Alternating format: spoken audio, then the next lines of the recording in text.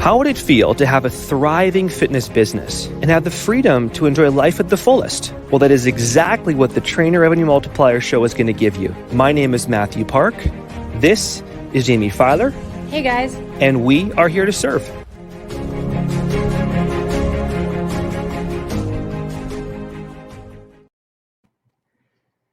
Guys, welcome to the show. My name is Mathew Park. I have my co-host Jaime Filer on the call with me today as well, guys. And we are here to interview you on the TRM show on a guest that's been in the industry for decades upon decades, a pioneer, a legend in the industry of contest prep, nutrition, coaching, the whole 9 yards. Dr. Joe Klemczewski, how are you doing, my friend? Great, man. You know, we go back a long way. And the way you just introduced me makes me really feel that. So some good and not so good there, but really awesome to be with you guys. Great to see Jaime here as well. Thank you. I'm excited to dive in because I'm totally fangirling in this moment, but I will be able to contain it in order to remain professional. I'll try and do the same, but Matt was already kind of goading me into some bad behavior earlier, but I'll try and tone it down. I love it. So obviously your backstory, Joe, is quite diverse. You've been, obviously in business, had a franchise, been coaching for almost 3 decades. I think you've written 3 books by now. You have about 4 different, 5 different degrees. Your background obviously is very diverse. I guess you want to give us kind of a background story, I guess, intimately as far as how kind of got you into the industry and so forth. And of course, where you are today. I appreciate that. It actually does make sense when you hear it step by step. So when I was in high school, I decided to go into the military right away and thought that would be my pathway into school. And so I was majoring in business, got into my senior year in business management and marketing, and decided, holy shit, this just sounds awful. Like I just envisioned myself working in a cubicle the rest of my life. The field of exercise science really wasn't a thing, but some friends said, well, you should try physical therapy. Like that's something you might enjoy. It goes into your fitness passion. And so I did. I became an orthopedic physical therapist and just thought that was amazing. For somebody who likes what I like in terms of training and physique sport and performance sport, it was totally right up my alley. But as a competitive bodybuilder, I was still very interested in nutrition. So just for fun, part-time, I did a PhD in nutrition. And then all of a sudden, I got this opportunity to buy this really boutique, nice little gym across the state. And I had no idea that something like that could even pull me away from physical therapy. But I thought I could do that together. So I bought this gym, dragged my family across the state, had a little physical therapy clinic, started nutrition consulting, owned the gym, developed a training staff. We had probably almost a dozen full and part-time trainers. And like, this was my thing. I was just going to own this big fitness center. But then as I started, then I won my pro card as a competitive bodybuilder. And they found out in this organization that I had a doctorate in nutrition. And they're like, wow, we've got 5 magazines. We need content. Can you write for us? So I started doing that. And then, like you said, I wrote a book. And one of my local clients was a physician who loved to write. He was a total nerd kind of guy who was the high school yearbook editor, that kind of thing. And so he said, man, if you ever do another edition of your book, like I would love to be your co-author. So I thought, okay, PhD plus an MD, like that's a winner. So we did that. And then I really got excited about publishing itself. So I did a second doctorate in health education because I thought this was kind of the era where a lot of physicians were getting masters in public health, and it was a way to show you're well-rounded and not just in this one little niche. And then I thought, well, this is so cool. We were on the road touring. I was actually up in Canada being interviewed for this book tour. And I thought, this is so fun. I would love to do this as a hobby, like just kind of the fiction side of things. I'll write the great American novel and all that. So I did a master's degree in writing, and my subgenre there was social science writing, and I fell in love with that. So then I did a master's in social psychology, and then I did a master's in social science. So I've got these kind of 2 pathways that do bookend a career like mine very nicely in the physical sciences, the nutrition sciences, the health sciences. Like that's what I do. That's why I'm here. But all of this work in the social science area is phenomenal because what do? We work with people. We're in social service areas, so to speak. So that's my background. Along the way, from that little gym that I bought, we did start franchising, like you said, our Diet Doc brand, and we licensed over 200 clinicians around the world. And as our industry changed, that led to doing certification work instead of just full licensing, and then also business development coaching, like so many people, including yourself, do. So just everything points in the same direction. I just have a couple different paths I straddle to get there. Any question you want to ask all there, Jaime, to Joe? Because of course that's a pretty big bio. Not yet. You can start with the fundamental ones for now. That sounds awesome. So of course you've been coaching now, Joe, for what, 25, 27 years? Yeah, I think that's right. Right in there. Almost 30 years. So of course you've seen, I think you mentioned on your bio there's like you've produced 400 pros. There's also a lot of pro cards over the years. You've written, of course, seen a lot of coaches on the industry and so forth. I guess we want to know kind of right now as a collective, coaching that many people over the years, what do you notice are the common traits or things you see in the great coaches compared to the average coaches? Of course, obviously now you're like a mentor to the mentor right now in the industry. So. Yeah, that's a great question because it's very counterintuitive to what people think. We were just one of the organizations I started is the Nutrition Coaching Global Mastermind, where some of the biggest heavyweight academic minds in our industry get together and have a monthly mastermind session for our members around the world. And we were talking about that in just how the industry's changed. 15 years ago, when our licensing was really kind of going vertical, everybody was excited because they thought that it's very technical. You just learn how to do the physiology and understand the biochemistry and give people the right macronutrients and all the magic happens. Well, now nobody really cares about that in the general population, even in performance and physique sport. Everybody just assumes if you are a coach of some sort that you're an expert. And so even if you're not, if you just have good marketing hype, you're probably going to be able to eke out a living. But what really makes the greats great and what makes them stick is truly how they treat people. So you can almost bet enough people can get the technical stuff right. You can learn about nutrition from an academic standpoint, and you can know enough to help enough people. But man, when you are fantastic at treating people well, making them realize you are there for them, and you create that synergy and that teamwork that they really just decide they can't do without. Even as those clients sometimes go out and try new hats, they want to see what other coaches can do, which I totally recommend. Sometimes I push my own clients out of the nest, like you need to go learn some other things from other people.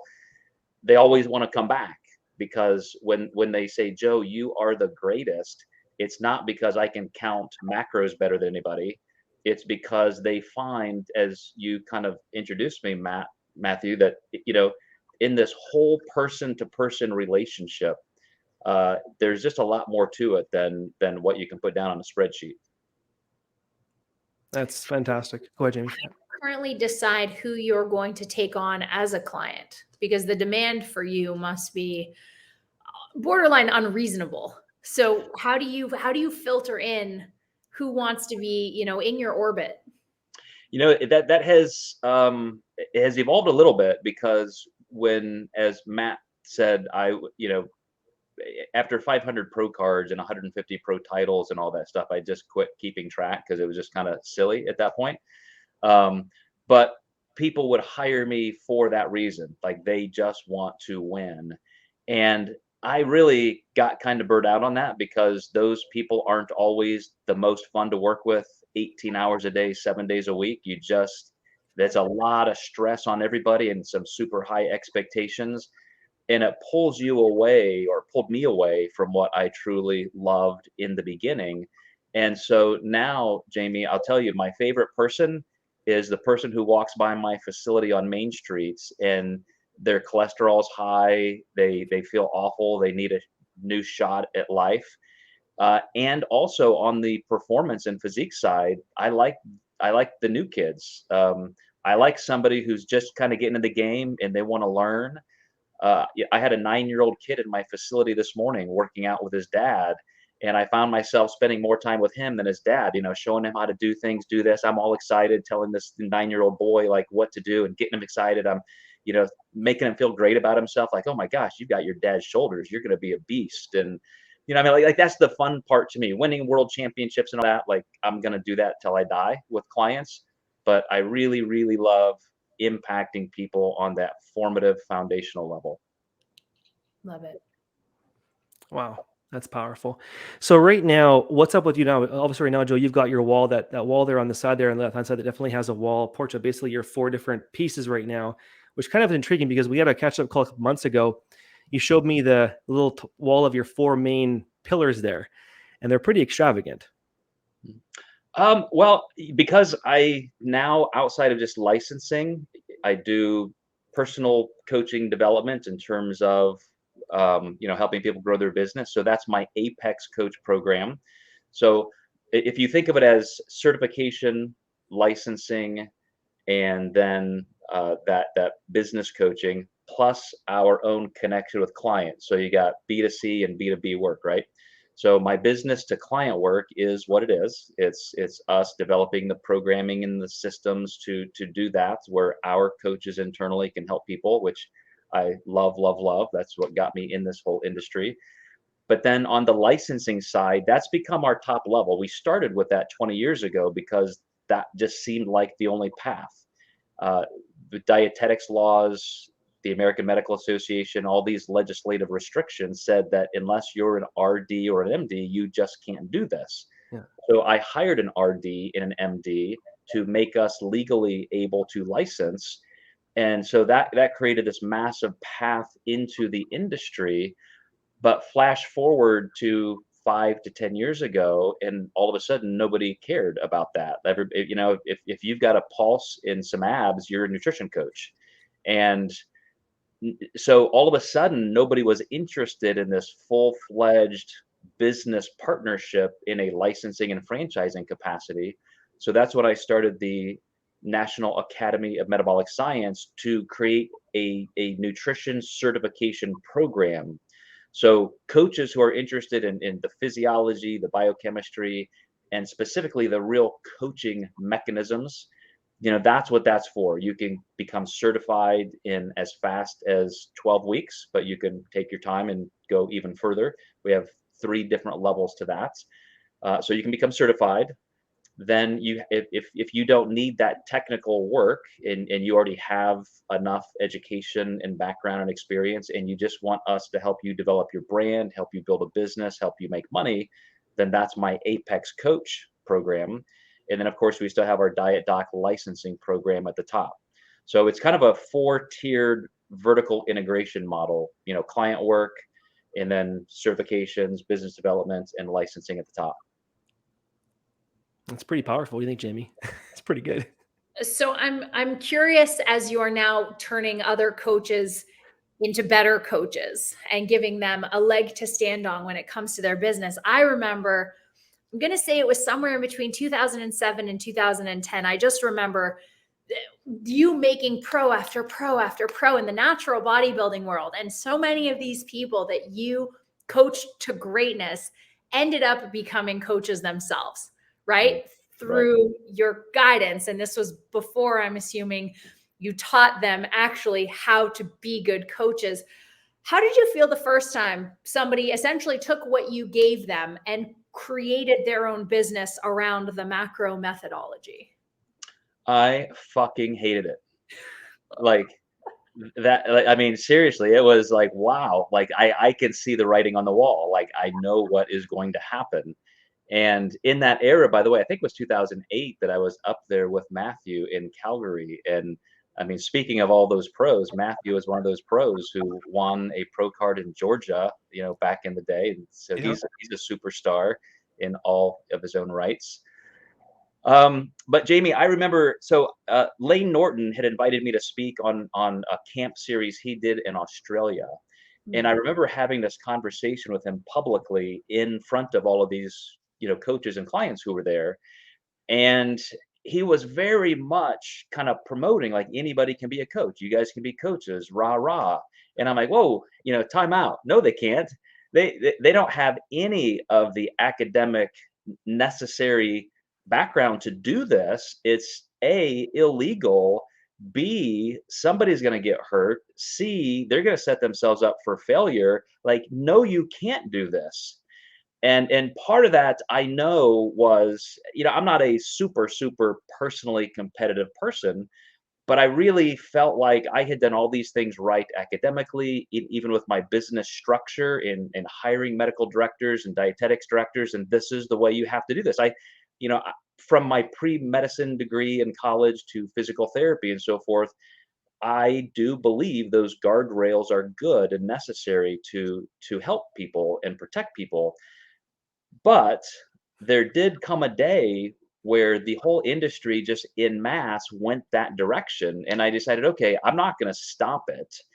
So I better start helping. And that's when we created the certification agency. Because if all of these coaches are going to be coaches with or without me, I at least want to be a voice that helps them become good coaches and they understand their scope of practice. They have the ability to get the knowledge that they need. So from NAMS to the Nutrition Coaching Global Mastermind, now I really feel my place in the industry is to help guide those best practices because it's on its way to becoming a legitimate occupation, just like personal training did. I mean, I'm sure personal training was much in the same capacity, maybe in the 70s and 80s.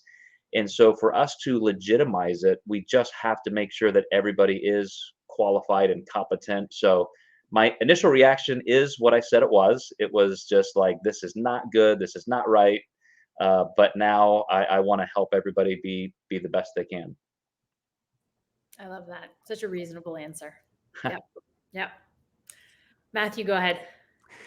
So from a business perspective, Joe, what are things, obviously right now you're doing business coaching, which obviously is almost a thing right now, with companies, which is awesome. What are things right now you've noticed from a business perspective, so even the top 3 things you teach coaches on to grow a great company, whether it's going to be, maybe it's marketing, whatever it is. I'm kind of curious your thoughts around business knowledge and mentorship in that category. Another super question, because a lot of coaches who come to me have already worked with a business coach or two. And they're very shocked to find out that I'm not just trying to create a sales funnel for them. Every business coach seems to think if I can just hook these people up into click funnels and create some good cross sells and upsells and down sells, then they're going to make money and everything's going to be great. And I start with, what is your business identity? What is your business model going to be? Who do you want to work with? Why? How do we make sure we're creating the greatest specialization that you can manage? Because to make it in such a competitive field right now, you have to be known for something different than everybody else. That differentiation has to be there. As Seth Godin says, you want the minimum viable audience. You don't want the biggest audience. You want the minimum. You want to be 100 people wide and a mile deep, not the other way around. And so I really help them focus on what they even want to do, what they want their identity to be, and then some of the things that are kind of fun, from taglines and mission statements and things like that. Like, that's the fun part of business because it's creative and it's marketing. Obviously has nothing to do with sales or making money. So I make sure they understand, like, this is marketing and cool and fun. It's like craft day in kindergarten, but making money is hard work, and you're going to sweat and you're going to bleed and you're going to hate it. So we have to separate those two for a while, work on them both until you can seamlessly integrate them. And so, all of that fun business development stuff in the beginning kind of gets their attention in terms of, I've never thought of that. I don't even know what you're talking about. Everybody, when we're practicing things like just simple things like taglines and mission statements, they're always super generic and stupid, right? Real results for real people, health redefined, everything that you could find on a bus or a cab or somebody selling condoms. Like, it's just like you're doing nothing to help yourself become known for an expertise level. You're not connecting yourself to a super specific group. Like, do you want to train athletes? Then let's do that. Do you want to train soccer moms? And let's do that. Do you want to train business executives? And let's do that. Do you want to coach this or that? And everybody instantly says, no, I want everybody because I've got to pay my freaking bills. Like I'll take anybody who's got a checkbook. And obviously that's the wrong answer, because you start with your bullseye, become known as a specialist, and then those orbits around the bullseye will grow. So many stories, I'm sure with your coaching in business and so forth, you have them as well. But just helping people understand those steps, that you have to start with who you are, who you want to connect with, what you're going to do specifically, and then you can add a layer at a time. And we're not even talking yet about the actual business side, how to make money. But I find that if you don't build that foundation first, you're never going to make money, no matter how good you are. That's brilliant. Jaime, that was fun. Jaime, you want to ask him at all? That was really good, Joe. I was curious, when you started your business, did you want it to grow to the brand diversity that it is now? Like, was this always the plan for you to take over the world as it relates to nutrition, health, and wellness? I'm going to say absolutely not. I think that's kind of the obvious answer. Anybody in business knows that you just kind of stumble along and find the best path, making the best decisions you can one day at a time. But I will say that I truly do think in long-term blocks. So I can go all the way back to my late 20s, and as I was talking to staff members and developing my own management team, having these meetings, we're talking about, where do we want to be in 5 years? Where do we want to be in 10 years? What do you want to be doing when you're 40? What do you want to be doing when you're 50? And now I'm 50. And I can tell you that, whatever you're working on in those longer term blocks, that's where you are going to end up. So if you're not working on it, I mean, I don't, who knows where you're going to be. But I will say, I also, we had an industry that didn't even exist. And I was unknowingly, accidentally helping to create it. And then all of a sudden it was becoming things that I didn't even want it to become. And then it was becoming things I never thought it could be. And so inside of that mix came things like social media. Facebook didn't even exist when I started my business.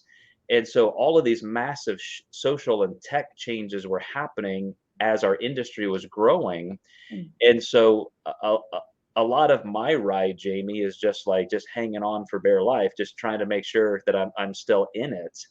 But at the same time, I truly do think, these latest moves I've made in converting from purely licensing to business development coaching and certifications, that's the path I need to personally be on, especially because I know my voice from just a conceptual academic standpoint, I think can help other people create a super good collective path forward. Think of all the friends we have, from Eric Helms and gosh, I mean, I could probably list 50 people who are all academically and professionally so involved in even shaping the research being done. There are college classes and degrees now. There are white paper studies being published in journals on bodybuilding methodology. Like the word peak week, which I invented serendipitously just to write a magazine article, is now in the headline of a published research article. Courtesy of University of Tampa. Just want to throw that out. Yeah, okay. Truly. Yep. That's so incredible. Crazy. So all them years, Joe, pioneering so many things over the years, if you could narrow it down to one of the most important things in the business development phase, sounds like avatar and like that niche is super important. Would that be correct? Yes, I personally think you have to start there, because think of it from the other side of the table, from a potential client's perspective. If they're out there walking, through the street and they see your name on a window, or they read about you on a website or something, how will they know what you do? You have to connect to that person in very few words, limited imagery, maybe a conversation if you're lucky.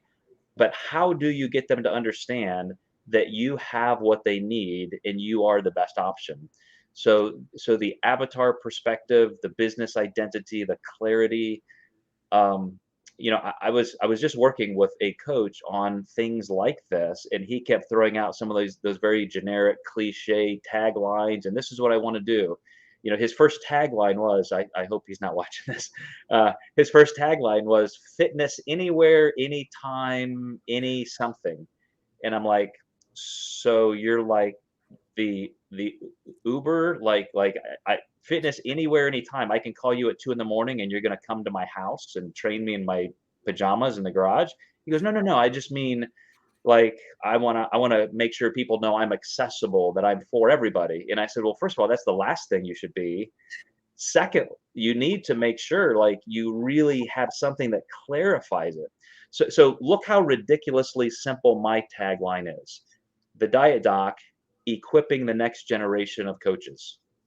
There's nothing sexy about that. It's just, but you know what I do? What is he? It's actually nutrition coaches, equipping the next generation of nutrition.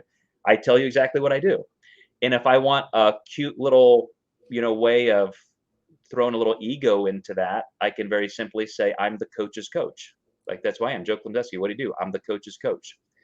And then the conversation can go from there. We can add layers and levels to that.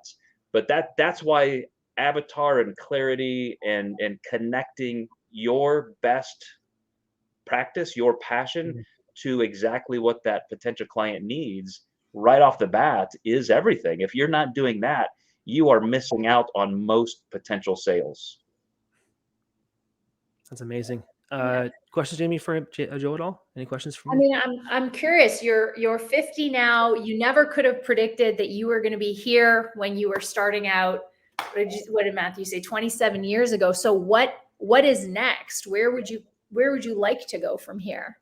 So one of my local clients that I work with in person asked me that yesterday. She was scared, like, when are you going to retire? Because she's really worried, like I'm going to leave her behind. I helped her and her husband each lose about 40 pounds. They're in their 50s. They're like just studs now. Like they're in the best shape of their lives in their mid 50s. Like now, when are you going to retire? And I said, well, hopefully sooner than later, but probably never. That's how that'll go. But I will say, Jaime, one of the kind of my fantasy exit is to do something a little bit different. I'll always have a foot in something like this, hopefully mentoring and teaching and all that. But I would just love to go work at a bookstore or something, just enjoying life, not having to, think all day, just work with my hands, be the quiet little introvert that I am. But I don't know. Who knows? My youngest child is 20, so I'm at least seeing the light at the end of the tunnel in terms of having some options and opportunities to do something different. But maybe I'll come work with you guys someday. Look at that, Jaime. What do you think, Jaime? I'm glad I asked. Yeah. I can be your like shipping and receiving director. I'm great at packing boxes. We need to come up with some blue collar positions specifically to be able to hire Dr. Joe and TRM. If there actually is one in that category, Jaime, maybe we'll make a new category for Joe. That's awesome. The most overqualified in history, Last thoughts, Jaime, for Joe at all? Last thoughts for Joe at all? That's it. I remember I was telling Mathew before you logged on, I remember seeing your ads in the WMBF magazine, just a little square. And I was like, wow, I wish I could afford to hire that guy. And so it's crazy that you are where you are now with the brand and the significance and the impact you have now. Well, you guys as well. I mean, I have a picture of Mathew and I from back in the day, and we look like little teenagers. So that's so fun. That was specifically, I think, 14 or 15 years ago, Joe, because I remember you were training me for the show at that time. I came to speak at a Peak Mindset seminar we had in Edmonton, and we had that 3.5 hour drive from Calgary to Edmonton. Remember it was. We had our power chat, which was kind of unique. I'm looking for a book on my shelf because you had me at that conference. You had me in this like perspective of all the psych and self-development stuff you like. I was in the airport in Edmonton or Calgary. There it is, right over there. And Carol Dweck's book, mindset had just come out, and I literally bought that in the airport in Canada on my way back from being with you in 2008. And that's probably part of what got me so interested in social psychology and so forth. But see, anytime lives intersect like that, like stuff happens, like good stuff happens. Wow. I'm inspired, Jaime. What about you? Yep, 100%. 100%. Where can we find you, Joe, as far as finding more information about Joe and all the cool stuff you do in the back end, Joe? What's kind of all your stuff there, bud? Our primary website is thedietdoc.com. And then just my name, Joe Klemczewski. You can find my Instagram and Facebook stuff. I think that's probably the easiest ways. And, you can go from some different levels out from there, the different organizations we have, like NAMS and Nutrition Coaching Global Mastermind and Apex and all that. But thedietdoc.com or Joe Klemczewski on social. It has been an absolute pleasure having this chance to talk to you, Joe. We definitely talk definitely a whole lot more in this process for sure. Looking forward to having one interview with you as well, and having you live for a mastermind one of these days for you as well, Joe. And you mentioned about the TRM thing, so we will keep that in the back of our minds, because that definitely is a seed planted for today's podcast show. You give me a ticket, I will be there. I'll walk. I'll hitchhike to go hang out with you guys. We will send a plane to pick you up, buddy. With that being said, guys, there is our show, guys. Last thoughts from me and Jaime. Lastly, you want to share, Jaime, for the show at all? Jaime, at all? No, I'm good. I think everything has been said. Joe, last thoughts, buddy? I so appreciate you guys. I love your energy. I love the positivity you've always brought, Mathew, to my life and everybody else's. Jaime, you are cut from the same cloth. It's so awesome to get to know you. So such a pleasure for me to be with you guys. Thank you. Thanks, Joe. We appreciate you, buddy. Thanks, guys. Have an amazing day, guys. There's our TRM for you guys. Their TRM for you guys. Have an awesome day, and we'll wish you guys all the best. Thank you so much.